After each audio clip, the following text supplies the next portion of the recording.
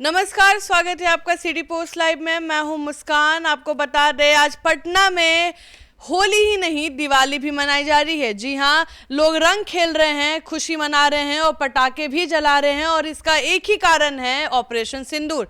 पहले हम आपको एक झलक दिखाते हैं।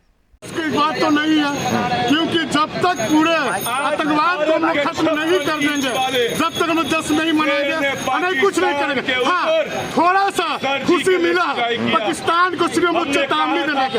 हम लोग पाकिस्तान जैसा नहीं है कि निर्दोष लोग पे अटैक करेंगे।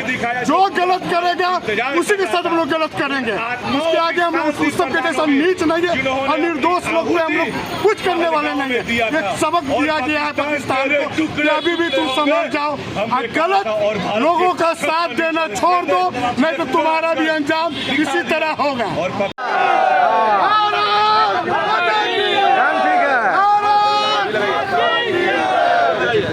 भारत माता की, भारत माता की, भारत माता की।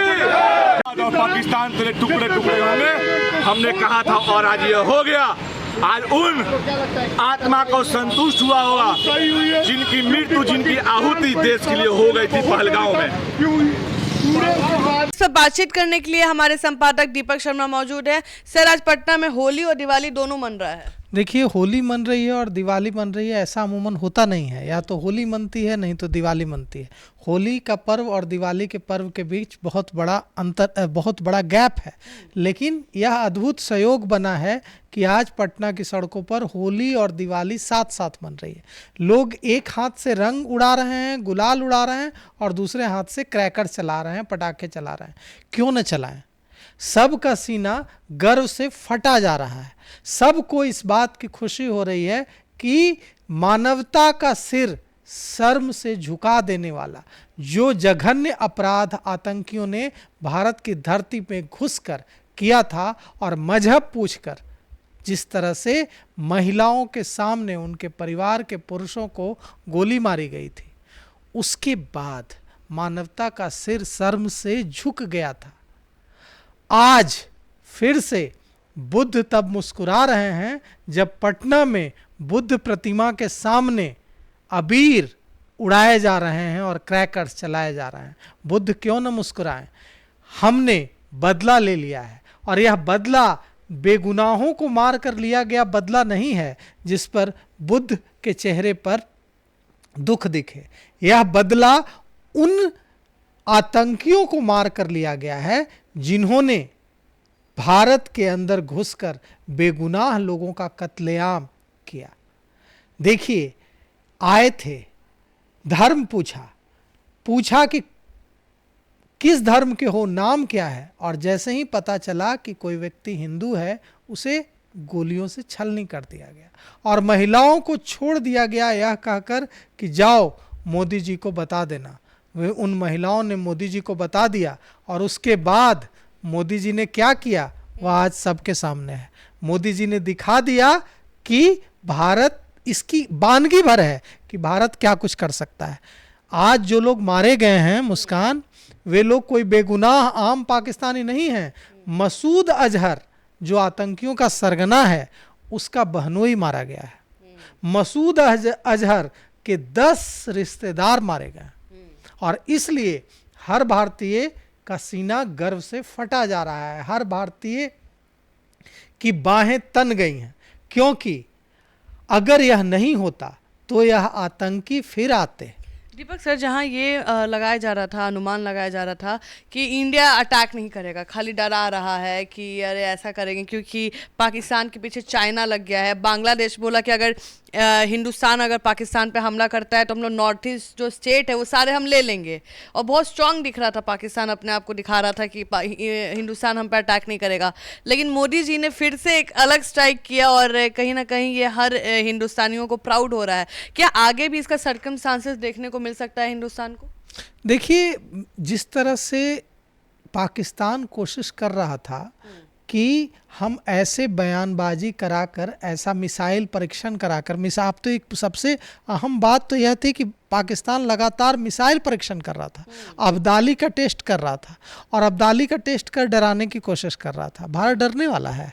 भारत ने दिखा दिया। भारत तब नहीं डरा जब, मतलब 1971 की लड़ाई हम लोगों ने लड़ी, जब इंदिरा गांधी हमारी प्रधानमंत्री थी, स्थितियां कितनी प्रतिकूल थी। अमेरिका और ब्रिटेन एक साथ खड़ा था पाकिस्तान। 1971 के वॉर में अमेरिका, ब्रिटेन एक साथ पूरी मजबूती से खड़ा था पाकिस्तान के साथ।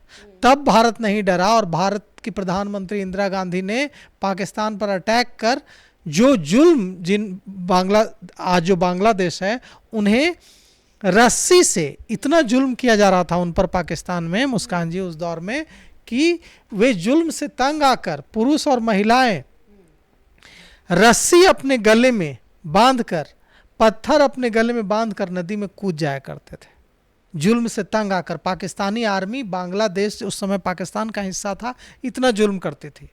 लेकिन हमारी प्रधानमंत्री इंदिरा गांधी ने उनको न्याय दिलाया। तो उनकी, और आज वहां की सत्ता उन लोगों के हाथों में है जो उन्हीं लोगों की भाषा बोल रहे हैं। और वे यह भूल गए कि कैसे उनकी माँ बहनों को भी उसी तरह मारा गया था, इससे भी खराब तरीके से मारा गया था। तो अगर वो भूल गए वह दुख जो उन्हें पाकिस्तानी सेना ने दिया था, वह जख्म अगर वो भूल गए जो उनकी माँ बहनों पर पाकिस्तानी आर्मी ने दिया था, तो फिर इसमें यह उनका विषय है, वह समझें। लेकिन भारत ने यह साबित कर दिया कि हम किसी से डरने वाले नहीं हैं, चाहे बांग्लादेश किसी को सपोर्ट कर दे या किसी को कोई मुल्क सपोर्ट कर दे, हम वह करेंगे जो हमें करना चाहिए, और हमने वह करके दिखा दिया। आज मसूद अजहर रो रहा है। क्यों रो रहा है वो? क्योंकि उसके बहनोई मारे गए हैं, उसकी बहन बेवा हुई है, तो वो रो रहा है। लेकिन जब भारत की माताएं बहनें बेवा हुई थी, जब भारत की माताओं बहनों का सिंदूर पोछा गया था, तब तो मसूद अजहर हंस रहा था, तब तो उसे रोना नहीं आ रहा था, तब तो वहाँ के आतंकियों के सरगना को रोना नहीं आ रहा था। और सबसे बड़ी बात यह है कि देखिए, जो पीड़ित परिवार है, उसने, उस परिवार की बेटियों ने कहा है कि यह जो नाम है ऑपरेशन का, ऑपरेशन सिंदूर, इसका नाम सुनकर वे इतने भावुक हो गए हैं कि उन्हें रोना आ रहा है। क्योंकि यही तो कोशिश थी। सिंदूर जो है वो सिर्फ हिंदू महिलाएं लगाती हैं। पूरी दुनिया में विवाह के पश्चात सिंदूर लगाने का जो प्रचलन है वो सिर्फ हिंदू धर्मावलंबियों में है, और कोई धर्मावलंबी तो नहीं लगाते हैं। तो हिंदुओं की जो महिलाएं हैं, उनके माथे से सिंदूर पोंछने का ही यह हमला था, और इसका जवाब ऑपरेशन सिंदूर से ही दिया गया। सबसे अलग बात इस बार क्या है कि जैसे जब पहले भी चुनाव था तो उस टाइम पाकिस्तान में जो हमला हुआ था, अगर आपको याद होगा सर, और अभी जो हमला हुआ है, तो पहले ही मोदी जी और जो एनडीए की गवर्नमेंट है, उसने पहले एकजुट किया अपोजिशन को भी, कि अगर कुछ भी हम लोग स्टैंड लेते हैं तो अगर इंडिया के लोग ही अगर उसमें अगेंस्ट हो जाएंगे तो दो तरीके का व्यूज आ जाता है कि अरे नहीं पाकिस्तान। नहीं, मैं समझ रहा हूँ आप क्या कर रहे हैं। देखिए, पाकिस्तान से जो लड़ाई है, हाँ। उसमें कांग्रेस और जो दूसरे जो विपक्षी दल हैं, हाँ। जो अभी विपक्ष में हैं, हाँ। उनकी एकजुटता तो दिखी सो दिखी। हाँ। जम्मू कश्मीर के जो मुख्यमंत्री हैं उमर अब्दुल्ला, तो जम्मू कश्मीर के मुख्यमंत्री उमर अब्दुल्ला ने क्या कहा, कितनी एकजुटता दिखाई। भारत में जो दूसरी पार्टियां हैं वो दिखा रही हैं तो दिखा रही हैं। जम्मू कश्मीर के मुख्यमंत्री उमर अब्दुल्ला क्या कर रहे हैं? वे कह रहे हैं कि मेरा सिर शर्म से झुका जा रहा है। उस हमले के बाद उन्होंने कहा, उस हमले के बाद उन्होंने कहा, फारूक अब्दुल्ला ने कहा कि हमें ऐसे मत छोड़ दीजिए, आंखों में आंसू भर के कहा कि हमें ऐसे मत छोड़ दीजिए, हमारे कश्मीर में आप आना मत बंद कर दीजिए। अगर आप आना बंद कर देंगे तो ये आतंकी जीत जाएंगे, क्योंकि ये यही चाहते हैं कि कश्मीर में कोई ना आए और कश्मीर का जो मुसलमान है, जो कश्मीरी है, वो भूखा मर जाए। क्योंकि जब लोग आते हैं तो वे सामान खरीदते हैं, वहाँ की अर्थव्यवस्था चलती है, वहाँ के घरों में, कश्मीर पूरा टूरिस्ट से ही चलता है, टूरिस्ट से चलता है, पर्यटन आधारित अर्थव्यवस्था है। वहाँ के घरों में चूल्हा जलना बंद हो जाता है अगर टूरिस्ट जाना बंद हो जाते हैं। तो फारूक अब्दुल्ला ने यही कहा कि आप हमें छोड़ मत दीजिए अकेले। ये पाकिस्तानी यही चाहते हैं कि कश्मीर में कोई ना आए और कश्मीर के घरों में चूल्हे जलना बंद हो जाएं, 2 जून की रोटी पर आफत आ जाए और कश्मीर का बेटा आतंकवादी बनने पर विवश हो जाए। इसलिए आप आते रहें, हमारे साथ रिश्ता रखें, हम आपकी रक्षा करेंगे, हम अपनी जान देकर आपकी जान बचाएंगे। तो पूरा भारत, मुस्कान जी, खड़ा है हमारी सेना के साथ, भारत सरकार के साथ, तो क्या कश्मीर खड़ा है हमारे साथ। जिस कश्मीर को वे बताते हैं कि कश्मीर के लोग हमारे पक्ष में हैं, वो कश्मीर खड़ा है हमारे साथ। उस कश्मीर के मुख्यमंत्री खड़े हैं, उनके पिता खड़े हैं, फारूक अब्दुल्ला खड़े हैं, पूरा कश्मीर अवाम खड़ा है हमारे साथ। तो अब किसी के मन में देखिए, हर अमेरिका ने क्या कहा, दूसरे देशों ने क्या कहा, हर देश, इजराइल ने क्या कहा, पूरी दुनिया, रूस ने क्या कहा, पूरी दुनिया हमारे साथ मजबूती से खड़ी है। एक आध देश बांग्लादेश और जहां जिसे खाने के लाले पड़े हुए हैं, जहां रोज हमले हो रहे हैं, जहां कानून व्यवस्था नाम की कोई चीज़ नहीं रह गई है, शेख हसीना के वहाँ के प्रधानमंत्री शेख हसीना को अपनी जान बचाने के लिए भागना पड़ता है, तो क्या बच जाता है। तो वहाँ की बात ना करें, अगर हम पूरी दुनिया को देखें तो पूरी दुनिया का हर देश, अमूमन 99% देश हमारे साथ खड़ा है।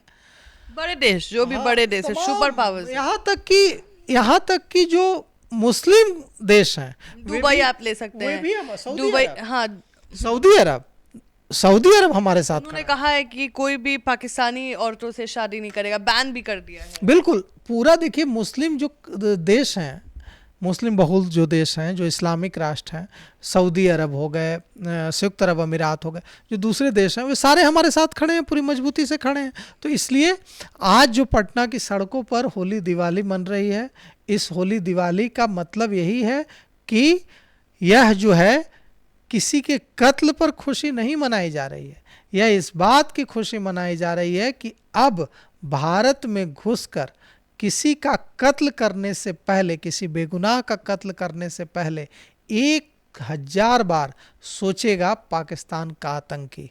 क्योंकि मसूद अजहर रो रहा है, मसूद अजहर के घर में मातम है। वही मसूद अजहर है जो हर बिहार में हो, बोधगया में हो, पूरे मुल्क में, भारत में जहाँ भी आतंकी हमले होते हैं उसके बाद वो तालियां बजाता है। उस मसूद अजहर का बहनोई मारा गया है कल रात।